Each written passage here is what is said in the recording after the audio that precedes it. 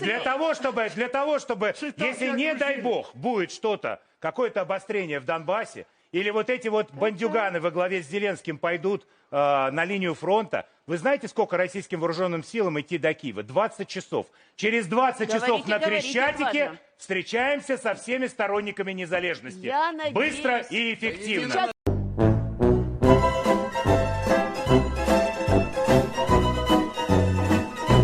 Быстро и эффективно. Вот уже почти 2 недели сильнейшая в мире российская армия обсирается в Украине, так и не взяв столицу, город Киев. Ну а те, кто стоял на страже незалежности, с каждым днем становятся только сильнее. Но для кремлевских пропагандонов не важно, сколько мирных граждан Украины погибло за время этой войны. Так же, как и не важно, сколько российских солдат поляжет в Украине. Их главная цель – это держать свой народ в неведении, что у них, кстати, отлично получается. Вы только послушайте мнение этих зомбированных орков. Ой, ситуация. У нас сейчас одна. Про войну, что ли? Положительно. Ну и что война? Поддерживаете это, да? Поддерживаем. Все правильно. Я за Путина. Как вы оцениваете ситуацию, которая сложилась? 3 руками за. Ну, я только что Владимира Владимировича. Ну, очень серьезно. У меня в Харькове сестра живет, и мне очень тяжело об этом тоже смотреть на это. Но я считаю, что наш президент прав. Как вы к ним относитесь? Военным действиям. Фашистов как долбили, так и надо долбить. Украинцев. Как же? Нацистов? Не украинцев народ, а нацистов, которые там пришли. Путин все правильно делает. Почему? А что нам еще остается? Нас в угол загнали. Ядерным оружием уже начали угрожать. Что угрожать начал? Да этот самый Зеленский. Знаете, что я телевизор смотрю и его собственные речи слышу. Нормально. Хорошая, нормальная ситуация. С Украиной давно мы должны разобраться было. Естественно, я отношусь положительно. Карт-бланш президенту. Только так. И не иначе. Иначе в следующий раз война будет на нашей территории. Именно здесь. И вы будете, молодые, которые воспитаны на ТикТоке и на всем остальном, бегать по кустам, прятаться как зайцы. Мы это все проходили в 45-м году. Это война для того, чтобы вы жили дальше, счастливо. Иначе, я говорю, война будет на нашей территории. Только так. Читайте историю. Со времен Переславской Рады, со времен вот этих националистических бандеровских движений.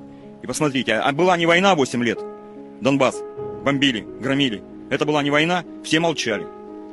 Мы не лжепатриоты, мы патриоты. Надо будет, мы пойдем с оружием в руках защищать наш православный русский мир. Все. Вот сейчас боевые действия идут, люди гибнут. Это что, разве нормально? Так люди что?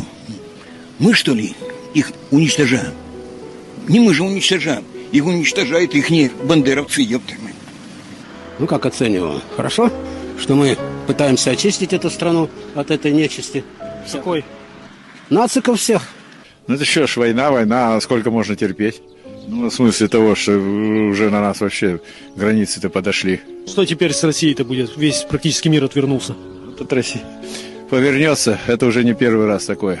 А где сейчас информацию берете? Все смотрю, это Соловьева, время покажет. Вот все это.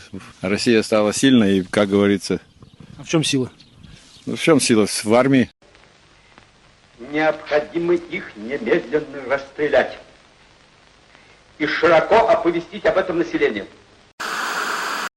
И что вы хотите от такого народа? Чего от них вообще можно ожидать? Они же тотально зомбированы и не способны мыслить рационально.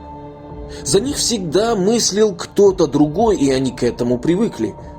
Короче, ходячие мертвецы. В жилах стынет кровь, когда видишь стеклянные глаза натовских солдат. Но слава Богу, у нас есть Путин, и он их остановит. Он ёбнутый, Владимир Путин, чтобы вы поняли. Но кремлевской машине пропаганды мало зомбированных россиян. Они также хотят иметь сильное информационное влияние и в нашей стране. Если нашу пятую колонну потенциальных сепаратистов они пытаются подбадривать, то нас, казахов, хотят запугать. Прежде всего, мировоззрение. Весь северный Казахстан, по сути дела, во многом остается русским, а на южном Казахстане уже в школах не преподают русский язык. Поэтому я считаю, что сегодня официальный президент Путин и наше правительство и Государственная Дума должна обсудить этот вопрос и принять целый ряд исчерпывающих решений. Прежде всего, защитить русскоговорящее население от того национального произвола, который творился в этой республике. Все сделать для того, чтобы наши объекты, начиная от Байконура, там один из важнейших наших заводов по производству оружейного урана, полигон, тоже были защищены надежным способом. Для этого надо провести все необходимые консультации с руководством Казахстана и принять исчерпывающие меры, которые гарантируют нам соответствующую безопасность и языковую, и культурную, и духовную. И в этом отношении вопрос должен быть решен незамедлительно. Вот что бывает, когда пускаешь в свой огород русских. И это только начало. И здесь я хочу отметить, чтобы наши власти, особенно после того, как российские войска обстреляли АЭС в Запорожской области и пытались тем самым шантажировать Европу возможной экологической катастрофой, наконец задумались и поняли, что нельзя поручать строительство АЭС в Казахстане шизанутой России. Вы представляете, какие кренделя начнут выписывать эти отморозки, если их что-то не устроит? Но что радует в этой ситуации, так это то, что Россиюшка, развязав войну в Украине, попала в такую глубокую задницу, что ей, надеюсь, теперь будет долго не до цифровизации Казахстана или строительства АЭС. Они на грани полной изоляции от мира. Но в этом есть и обратная сторона. Пока мы с Россией состоим в этих убыточных союзах, мы будем тонуть вместе с ней. Поэтому, если мы хотим сохранить свою независимость, нужно выждать благоприятный момент и действовать. А пока будем наблюдать за ситуацией, ведь сейчас начался третий этап переговоров. И если, как я полагаю, стороны вновь ни к чему не придут, Вовка попытается подкинуть какую-нибудь подляну, ибо он понимает, что проигрывает, а обратной дороги уже нет. Сондықтан ағайын сақ болайық, сабыр сақтайық та асықпайық. Өйткені ата-бабамыз айтқандай, асығып, алдыға тартсақ арбасынат, артқа тартсақ есек өледі. Ал осымен эфиріміз аяқталады. Назарларыңызға рахмет. Келесі роликтерде көріскенше. Сау болыңыздар.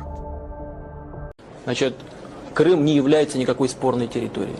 Там не было никакого этнического конфликта, в отличие от конфликта между Южной Осетией и Грузией. И Россия давно признала границы сегодняшней Украины. Мы, по сути, закончили в целом и в общем наши переговоры по границе. Речь идет о демаркации, но это же технические дела.